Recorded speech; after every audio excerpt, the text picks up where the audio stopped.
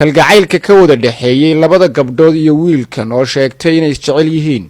waxa uu noqday mid saameyn ku yeeshay baraha bulshadu ku wada xiriidho oo dad badan yaab geliyay. inkasta oo ay noo suurto gashay inaan la kulanno Ilwaad iyo Arwa waxay nooga warbixiyeen sida ay u dhacday laba hablood inay hal wiil mar qura jacayl u qaadaan iyo waxyaabihii sababay inay jacaylkan ku midoobaan. kan Cabdikariin waxaan naqaanay muddo dhowr bilooda balse jacaylkaygu imka si wanaagsan alxamdulillah meer wanaagsan oo maray si fiican u dhisay waxaan leeyahay inta ka sibalaad horta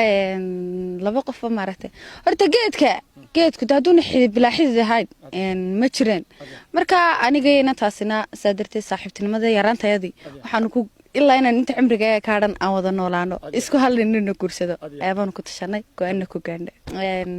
waxa jirta tarago afarnaagod Ilaahay buu baneeyay oo ma oran karna maanta aniga keligay way kow iyo labadeedana way kow haduu baahda laftarkeeda labada kale anaga u dhisano keenana hay mid qaybay wallahi deemka in muddo dheer aan isnaqaan marka inta like deela dhowr bilood gartay wakaas marka isku hal mar baad wada barateen mise waqti kala duwan baad wada barateen wiilka ma isku hal mar ban baran